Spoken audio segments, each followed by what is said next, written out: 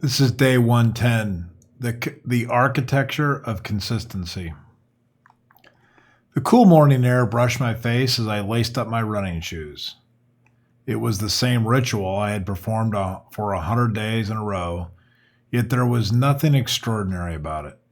No fanfare, no dramatic music playing in the background, just me, my shoes, and the quiet promise I made to myself long ago.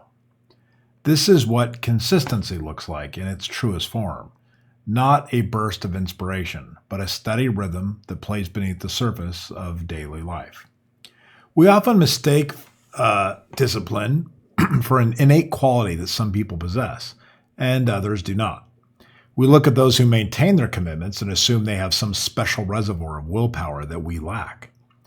But the truth is far simpler and far more accessible. Discipline is not a character trait you are born with. It is a byproduct of accumulated habits, each one built carefully over time until they form the foundation of who you are. The real work is not in maintaining discipline. The real work is in developing the habit itself. Once a habit takes root, it operates almost automatically. The mental effort required to initiate the action diminishes until one day you realize you are no longer forcing yourself to do it. You are simply doing it because that is what you do. You do not need to become a different person. You need to build habits that align with the person that you want to become. But how long does this transformation take? The answer is not as simple as the popular myths would have you believe. 18 days is not enough. I have tested this myself, and the number is fiction sold by people who've never truly built a lasting habit. The reality is that it takes at least 60 or 90 days of consistent practice for a habit to become fully ingrained. During this period, you will need to remind yourself. You will need to reinforce the behavior. You will need to show up even when you do not feel like it. This is the price of admission, and there is no shortcut around it. I've kept a series of habits for thousands of consecutive days. Writing a daily blog, for example, is one of them. To an outside observer, this is an act of tremendous discipline. But I know the truth. I am not naturally disciplined at all. I am a chaotic, easily distracted, and prone to losing focus. What I have learned, however, is how to build and maintain a habit. Once that habit is established, the daily maintenance becomes effortless. The blog post writes itself in my mind throughout the day. Ideas form and crystallize before I ever sit down at the keyboard. By the time I type the words, the work feels like it's already done.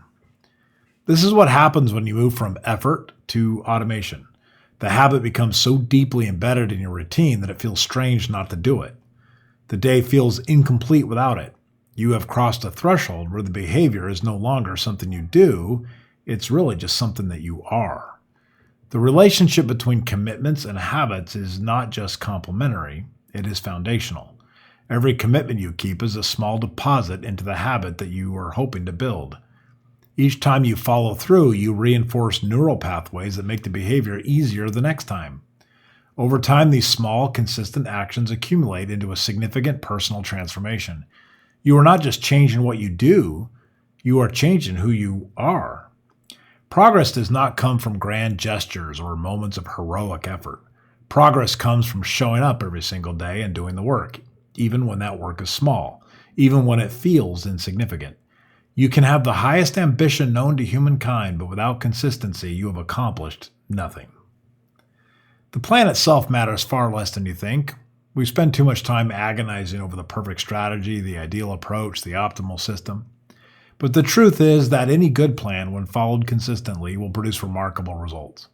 Pick something reasonable, something sustainable, and then commit to it for 90 days. Do not waver. Do not negotiate with yourself. Just show up and do the work. At the end of those 90 days, you will see noticeable improvement in your life, and that's almost guaranteed. There is a quiet dignity that grows from this practice. You stop arguing with yourself. You stop bargaining with your intention. You feel an inner nod when you say you will do something. That nod is recognition. It is the soul saying, yes, this person keeps promises. You do not need a grand plan. You do not need that perfect system. You just need the willingness to show up when the work is hard, when the progress is invisible, when the only reward is the quiet satisfaction of just keeping your own word. Momentum does not appear when we wait to feel inspired. Momentum occurs when we act before the feeling arrives. The feeling follows, not the other way around. You do not wait until you feel motivated to take action. You take action and then the motivation follows. You show up and the inspiration finds you. Almost any major life goal can be distilled down to a fundamental habit that serves as the foundation for future efforts. Take the example of someone who aspires to be a runner. The revelation is simple but transformative. All you need to do is run. Run every day becomes the core habit, the one thing that matters the most. After about 90 days, you know you will have a habit. The day won't feel right until you just keep the commitment.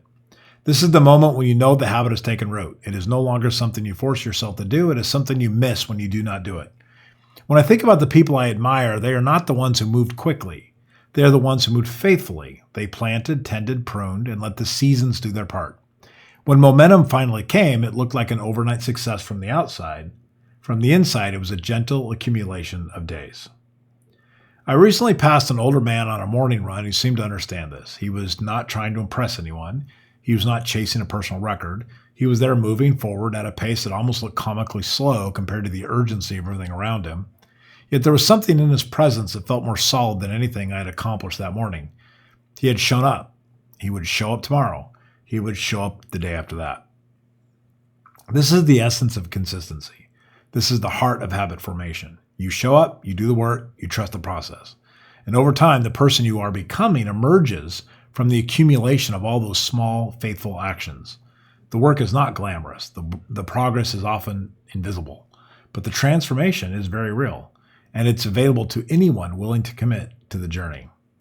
The only path is through, not around, not over, not with a clever hack that makes the obstacle disappear. It's always through, one step at a time. This is how habits are built. This is how lives are changed. This is how you become the person you have always wanted to be.